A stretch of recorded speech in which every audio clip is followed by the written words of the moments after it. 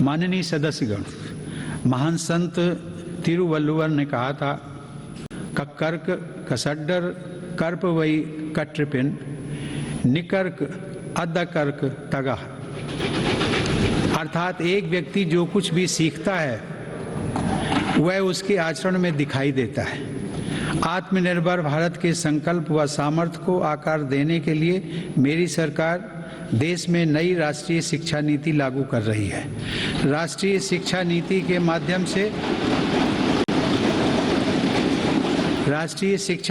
माध्यम से स्थानीय भाषाओं को भी प्रोत्साहित किया जा रहा है। स्नातक पाठ्यक्रमों की महत्वपूर्ण प्रवेश परीक्षाएं भारतीय भाषाओं में भी संचालित करने पर जोर दिया जा रहा है।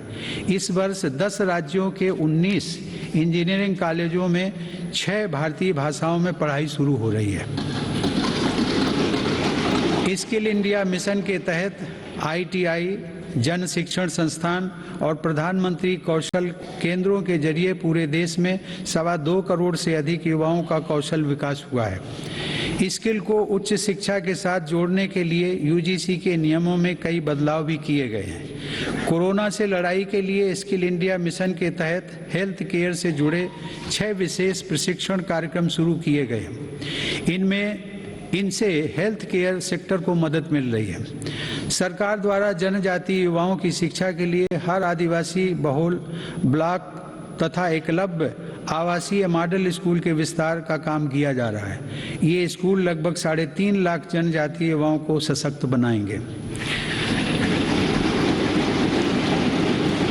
माननीय सदस्यगण, टोक्यो ओलंपिक के दौरान हम सभी ने भारत की युवा शक्ति की क्षमताओं को देखा है। इस अंतर्राष्ट्रीय प्रतिस्पर्धा में अब तक का बेहतरीन प्रदर्शन करते हुए भारत ने 7 मेडल जीते। टोक्यो पैरा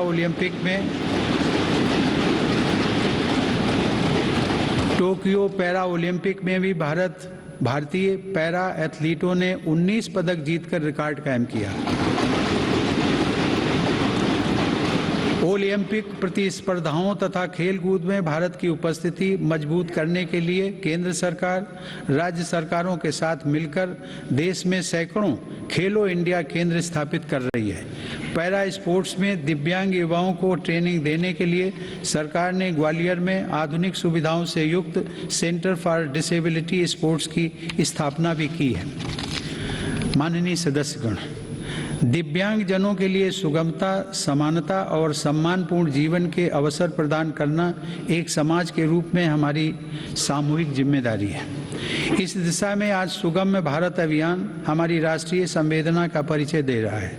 दिव्यांग जनों का जीवन बदलने के लिए देश में निःशुल्क सहायक उपकरणों से लेकर कॉकलियर इम्प्लांट सर्जरी जैसे प्रोग्राम चलाए जा रहे हैं। इन कार्यक्रमों के अंतर्गत अब तक 25 लाख से अधिक दिव्यांग व्यक्तियों को सहायता उपकरण उपलब्ध करवाए गए हैं और करीब 4000 सफल कॉकलियर इम्प्लांट किए गए हैं। इन्हीं प्रयासों को आगे बढ़ाते हुए सरकार ने मध्य प्रदेश में national institute of mental health rehabilitation की स्थापना भी की है। दिव्यांग युवाओं के भविष्य के लिए 10,000 शब्दों की इंडियन साइन लैंग्वेज डिक्शनरी भी बनाई गई है। माननीय सदस्यगण, हमारा स्टार्टअप इकोसिस्टम हमारे युवाओं के नेतृत्व में तेजी से आकार ले रही अनंत नई संभावनाओं का उदाहरण है। वर्ष 2016 से हमारे देश में 56 अलग अलग सेक्टर्स में 60,000 नए स्टार्टअप्स बने हैं। इन स्टार्टअप्स के जरिए 6 लाख से अधिक रोजगारों का सृजन हुआ है। वर्ष 2021 में कोरोना काल में भारत में 40 से अधिक यूनिकॉर्न स्टार्टअप अस्तित्व में आए, जिनमें से प्रत्येक का मूल्य 7,400 करोड़ रुपए से अधिक आंका गया है। मेरी सरकार की नीतियों की वजह से आज भारत उन देशों में है जहां इंटरनेट की कीमत सबसे कम है तथा स्मार्टफोन की कीमत भी सबसे कम है। इसका बहुत बड़ा लाभ भारत की नौजवान पीढ़ी को मिल रहा है। भारत 5G मोबाइल कनेक्टिविटी पर भी तेजी से काम कर रहा है, जिससे अनेक नई संभावनाओं के द्वार खुलेंगे। सेमीकंडक्टर को लेकर भारत के प्रयासों का बहुत बड़ा लाभ हमारे स्टार्टअप इकोसिस्टम को होगा। भारत के युवाओं को तेजी से बदलती टेक्नोलॉजी का लाभ मिले, इसके लिए भी सरकार ने अनेक नीतिगत निर्णय लिए हैं। कई नए सेक्टरों में प्रवेश के द्वार खोले। सरकार ने startups intellectual property protection program के माध्यम से पेटेंट और ट्रेडमार्क से जुड़ी प्रक्रियाओं को आसान बनाया है, उन्हें नई गति दी है। इसी का परिणाम है कि इस वित्त वर्ष में पेटेंट के लिए लगभग 6,000 और ट्रेडमार्क के लिए 20,000 से ज़्यादा आवेदन किए गए हैं। माननीय सदस्यगण, मेरी सरकार के निरंतर प्रयासों से भारत एक बार फिर विश्व की सर्वाधिक तेजी से विकसित हो रही अर्थव्यवस्थाओं में से एक बन गया है।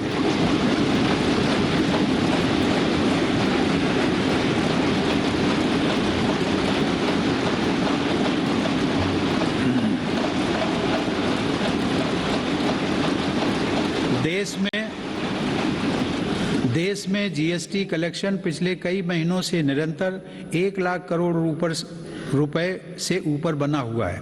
इस वित्त वर्ष के पहले 7 महीनों में 48 बिलियन डॉलर का विदेशी निवेश आना इस बात का प्रमाण है कि अंतर्राष्ट्रीय निवेशक भारत के विकास को लेकर बहुत आश्वस्त हैं। भारत का विदेशी मुद्रा भंडार भी इस समय 630 बिलियन डॉलर से ऊपर है।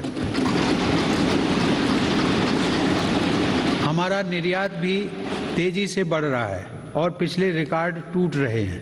2021 में अप्रैल से दिसंबर के दौरान भारत का गुड्स निर्यात लगभग 300 बिलियन डॉलर यानी 22 लाख करोड़ रुपए से अधिक रहा है, जो कि 2020 की इसी अवधि की तुलना में 1.5 गुना ज़्यादा है। मेरी सरकार ने मैन्युफैक्चरिंग सेक्टर में मौजूद संभावनाओं को साकार करने और युवाओं को नए अवसर देने के लिए 1,97,000 करोड़ रुपए से ज़्यादा के निवेश से 14 महत्वपूर्ण पीएलआई स्कीम्स शुरू की हैं। ये पीएलआई स्कीम्स न केवल भारत को ग्लोबल मैन्युफैक्चरिंग हब के रूप में स्थापित करने में मदद करेंगी, बल्कि रोजगार के 60 लाख से अधिक अवसर भी उपलब्ध कराएंगे। देश में मोबाइल उत्पादन की सफलता मेक इन इंडिया का एक बड़ा उदाहरण है। आज भारत विश्व में दूसरा सबसे बड़ा मोबाइल फोन निर्माता बनकर उभरा है। इससे भारत के लाखों युवाओं को रोजगार भी मिला है। हमारा देश इलेक्ट्रॉनिक और टेक्नोलॉजी हार्डवेयर के क्षेत्र में ग्लोबल लीडर बने, इसके लिए सरकार ने सिलिकॉन और compound semi conductor fabrication, display, FAB, chip design और इनसे जुड़े वेंचर्स के लिए हाल ही में 76,000 करोड़ रुपए का पैकेज भी घोषित किया है।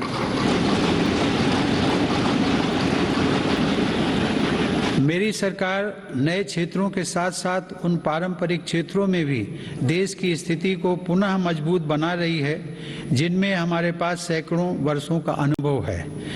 इसी दिशा में मेरी सरकार द्वारा वस्त्र उद्योग के विकास के लिए करीब 4,500 करोड़ रुपए के निवेश से 7 मेगा इंटीग्रेटेड टेक्सटाइल रीजन और अप्रैल पार्क बनाए जा रहे हैं। इससे देश में इंटीग्रेटेड टेक्सटाइल वैल्यू चेन तैयार होगी। ये मेगा टेक्सटाइल पार्क्स भारतीय तथा विदेशी निवेशकों को भी आकर्षित करेंगे और रोजगार के लाखों नए अवसर पैदा करेंगे। माननीय सदस्यगण, भारत की समृद्धि में बड़े उद्योगों के साथ सूक्ष्म एवं लघु उद्योगों की भूमिका बहुत महत्वपूर्ण है। हमारे एमएसएमईज हमारी अर्थव्यवस्था का मेरुदंड रहे हैं और आत्मनिर्भर भारत को गति प्रदान करते रहे हैं। कोरोना काल में एमएसएमईज को संकट से बचाने और जरूरी क्रेडिट उपलब्ध कराने के लिए सरकार ने 3 लाख करोड़ रुपए के कोलेटरल फ्री लोन्स की व्यवस्था की। हाल के अध्ययनों से ये स्पष्ट हुआ है कि इस योजना की सहायता से 13.5 लाख एमएसएमई यूनिट्स को जीवन दान दिया गया और 1.5 करोड़ रोजगार भी सुरक्षित किए गए। जून 2021 में सरकार 3 लाख करोड़ रुपए की इस गारंटी को बढ़ाकर 4.5 लाख करोड़ रुपए कर चुकी है। एमएसएमई सेक्टर को विस्तार प्रदान करने तथा इस सेक्टर के लिए अवसर बढ़ाने हेतु कई नीतिगत फैसले भी लिए गए हैं। एमएसएमईज की नई परिभाषा से छोटे उद्योगों को आगे बढ़ाने में मदद मिल रही है। सरकार ने थोक और खुदरा व्यापारियों व स्ट्रीट वेंडर्स को उद्यम पोर्टल पर रजिस्टर करने की अनुमति भी दी है ताकि उन्हें प्रायोरिटी सेक्टर लेंडिंग का लाभ मिल सके। अड़ी सोमवार से शुक्रवार शाम 6 बजे सिर्फ TV9 भारतवर्ष पर।